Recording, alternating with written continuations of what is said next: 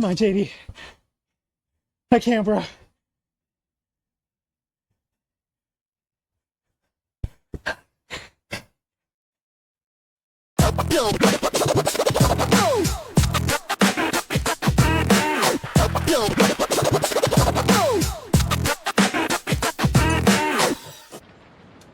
I have a very, very serious event this weekend that I don't feel quite as prepared for, but I do feel good about it.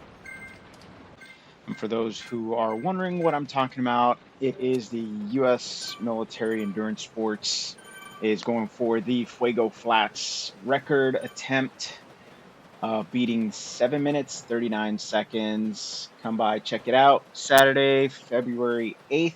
I'm going to start the stream at 1:20 p.m. Eastern Time, and the event officially starts at 1:30.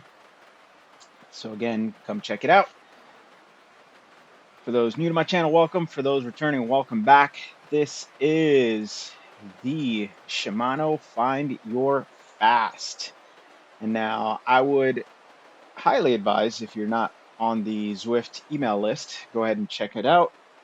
Subscribe, because with this event, Shimano is actually giving away a pair of rims, which I'm excited about because it would be awesome to have not only a set of rims in game when you complete all the stages, but you have your chance to win a set of real rims in real life. So that would be fantastic.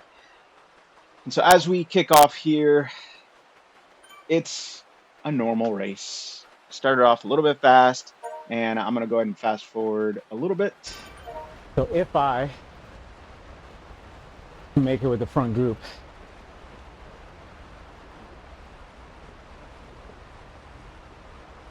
to the final descent, then I'm gonna launch at the sprint and see if I can hold that kilometer-ish.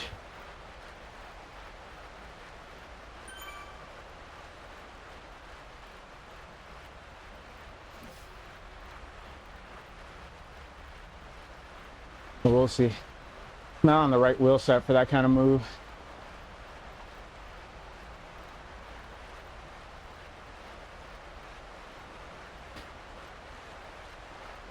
I'm on the NV7.8s because I know that if I don't, I'm going to work harder than I can support on the climbs.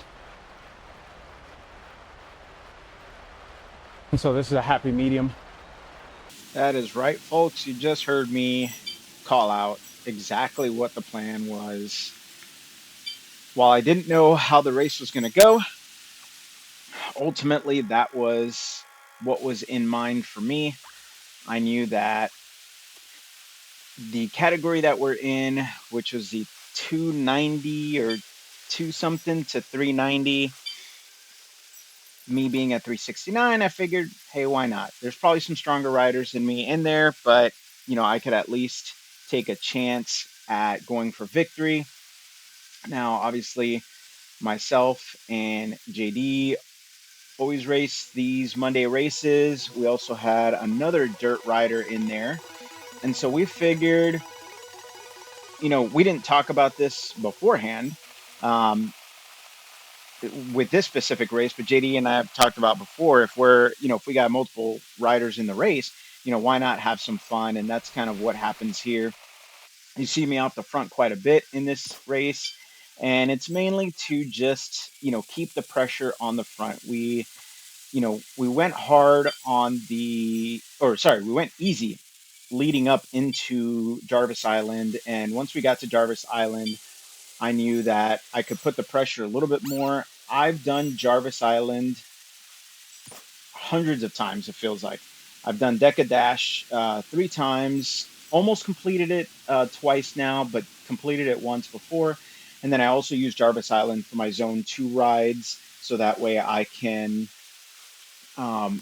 get better at pacing uphill. Uh, Even though these hills aren't hard, but I can get better pacing uphill, as well as, it has some decent sprint segments. They're not very long, like 100 meters or so. So it's, quick sprints, 10-second sprints. And, it helps me with just repeat, almost like doing intervals, repeated activity.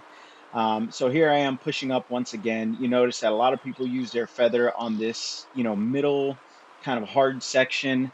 I personally don't like using it there. And the only reason for that is because that section, while yes, it is more difficult, it's a short section. So a lot of times you end up getting on top of the section, over the section before your feather runs out. And so you're kind of leaving watts wasted on that flat part. So I like using it here, which is a longer section.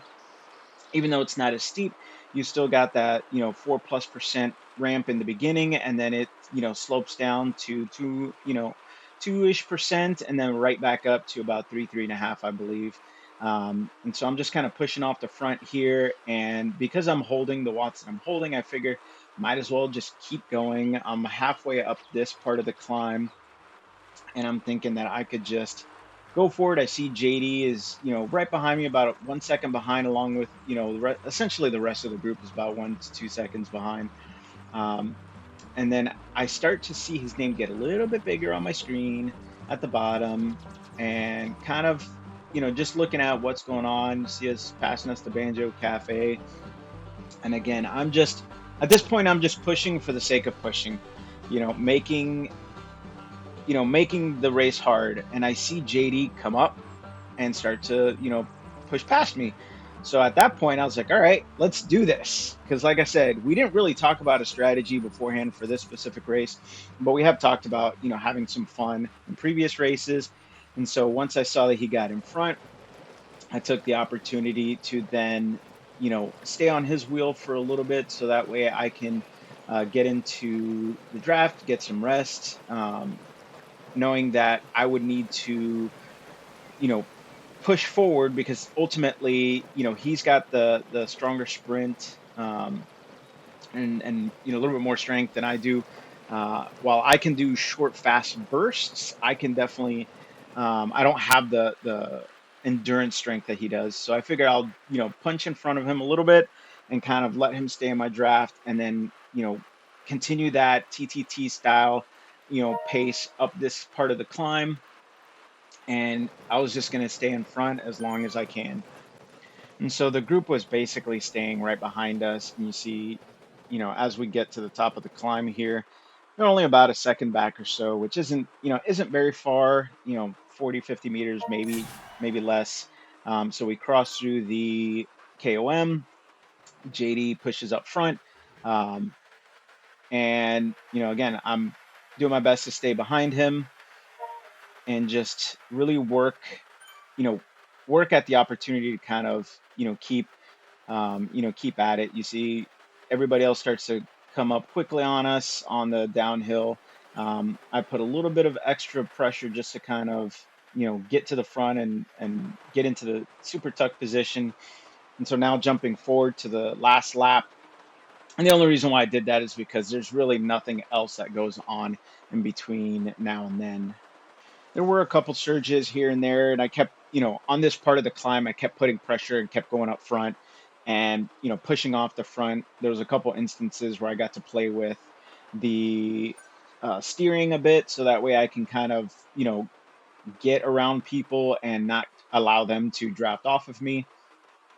And that's the game. That's the nature of how to play the game and have fun. And so, as we get up to the front here, knowing that this is the last lap, I know that I have to stay up front. But at this point, you can see my heart's in the 182 beats per minute. I'm doing right around 3.5 to 4 watts per kilogram on the climb, and I am feeling it.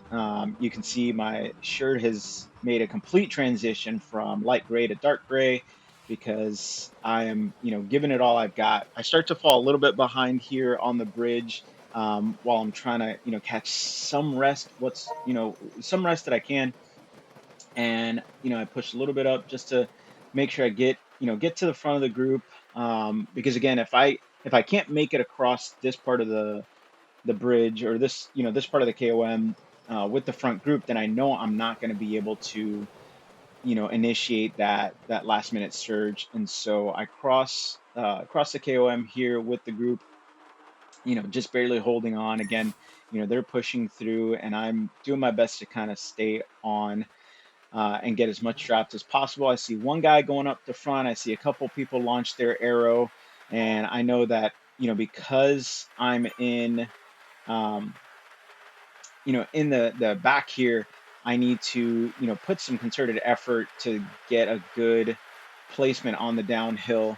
And so I've got my draft power up, which the last time I used it on the part of the downhill, so that way I can get as much um, speed and get into super tuck. I accidentally killed JD's super tuck there because ended up getting in front of him. I tried to get out of the way, but when I noticed, I tried to get out of the way, but that just didn't work in time. And so, doing 60 kilometers down this hill and starting to pull away a little bit, not much.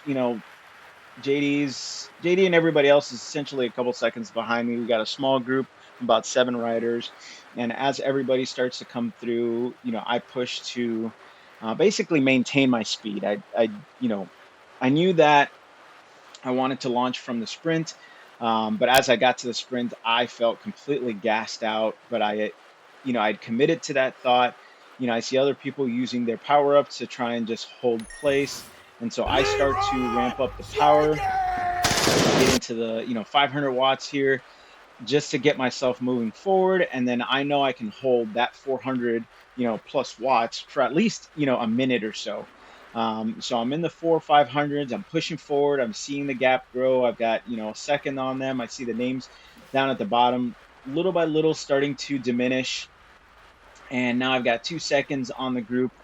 I'm starting to hurt. You can see my watts drop to 0. I kind of played with the idea of, should I just drop back and let it be a sprint finish, or should I just keep going? I didn't see anybody moving forward. I didn't see any orange numbers. So I was like, you know what? I'm just going to keep going. I ramp up to, 400 watts and just continue to push on. And I'm Come thinking on, the whole JD. time, like, I see I JD, can't, he's bro. not that far behind. He's in the front of that second group. I see the orange numbers come up, and I'm wondering, what's going to happen. I'm hoping, he can use my draft to essentially power Ah, through and get podium. So I start to slow down at the end and just kind of slow roll. But this rider ends ah, up passing me at the last second. ah, Because again, I was looking to see where JD was at, not really paying attention to anybody else.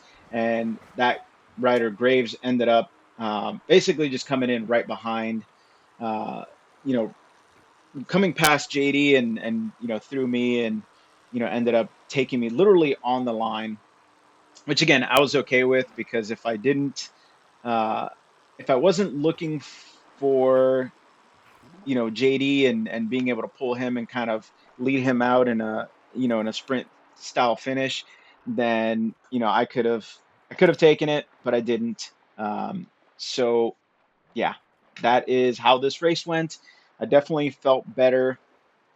It felt better than the fan flat stage, uh, which I feel like this group, again, this kind of, for me in my mind, solidifies that the group that shows up is really going to determine how the race goes. We had a handful of dirt riders. We had a lot of strong guys, but ultimately in the end, there was really only 7 riders that were going to make a difference in this stage. And if you look at how the finish went, it was really just the top 6 that were were the strongest competing for the stage. And it just happened to be me today, but I know that it's not always going to be the case. So hope you enjoyed, and I will catch you guys on the next race. This is Miguel from that thing you just watched. If you know where that reference is from, please leave it down in the comments below. One of my favorite channels to review content. So I'll leave it at that. But if you enjoyed this video, please hit the subscribe button, watch videos, playlists, whichever pop up. But thank you so much for joining me on this journey, and I hope to see you next time.